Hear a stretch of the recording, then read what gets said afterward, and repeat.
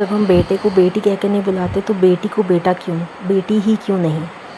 जब मेरी पहली बेटी हुई तो सब बोलते थे अच्छा इसको मीठा पसंद है पक्का इसका बेटा होगा, अच्छा इसको ये खाना पसंद है पक्का इसके बेटा होगा, इसको ऐसे चलना पसंद है पक्का इसके बेटा होगा। ऑपरेशन थिएटर में बस मैं ये सोच रही थी कि जो भी बच्चा हो वो सही सलामत सेहतमंद हो, और बाहर खड़े सब यही इंतज़ार कर रहे थे कि कब डॉक्टर आएगा और बोलेगा कि बेटा हुआ है। बट जैसे ही बेबी हुआ, डॉक्टर ने अनाउंस किया कि मुबारक हो आपकी बेटी हुई है, तो एक सन्नाटा सा छा गया। जैसे बस बाहर जो शोर था वो एक बेबी के जेंडर के ऊपर मैटर करता था कि खुशियाँ किस तरीके से आनी है।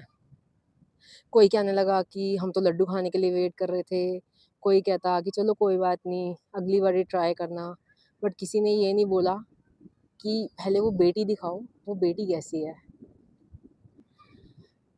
फिर जब रिसेंटली में दोबारा मुझे कान्हा जी ने मौका दिया इस फेज़ को फ़ील करने का, तो सबका बस एक ही वो, इस बार तो पक्का बेटा होगा, इस बार तो पक्का बेटा होगा, इस बारी तू ये खाइयो बेटा होगा, इस बारी जो नारियल में से बीज निकलता है ना उसको पानी के साथ खाइयो पक्का बेटा होगा, इस बारी ऐसे बैठियो पक्का बेटा होगा, इस बारी राइट साइड पे सोइयो पक्का बेटा होगा।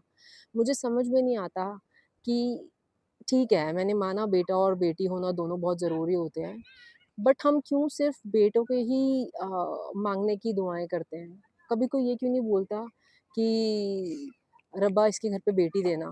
कभी कोई ये क्यों नहीं बोलता कि अगर हमारी बेटी होगी तो हम लड्डू बाँटेंगे? कभी कोई ये क्यों नहीं बोलता अगर हमारी बेटी होगी तो हम इस तरीके से सेलिब्रेट करेंगे? खुशियाँ सिर्फ़ जेंडर पर ही क्यों एक मोहताज रहती हैं? कि एक जेंडर के अकॉर्डिंग ही क्यों हम अपनी खुशियों को रोक लगा के रखते हैं? अभी भी जब मेरी बेटी हुई तो सबका एक ही क्वेश्चन था, अरे हमने तो सोचा था हम लड्डू खाएँगे। मैं तो काजू कतली खिलाने को भी तैयार हूँ, आप खाने वाले तो बनो।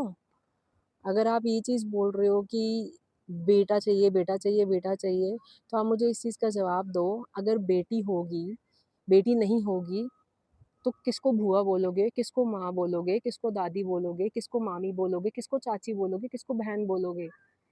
वैसे आपको कन्या पूजन के लिए बेटियाँ चाहिए होती हैं, वैसे आपको भाइयों की कलाइयों पे रखड़ी बाँधने के लिए बेटियाँ चाहिए होती हैं। बट जब बेटियाँ हो जाती हैं तो फिर आप इस तरीके से बिहेव करते हो जैसे पता नहीं उस बेटी ने पैदा होके कौन-सा बड़ा गुनाह कर दिया हो।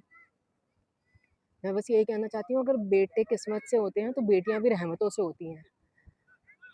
तो हमेशा दोनों की सलामती की दुआएँ माँगा करो। क्योंकि अगर बेटे घर का नाम रोशन करते हैं तो बेटियाँ घर को घर बनाती हैं, वरना ये सिर्फ़ चारदीवारी ही बन के रह जाता है। बेटियां बोझ नहीं होती, वो दुआ होती हैं जो साथ देती हैं।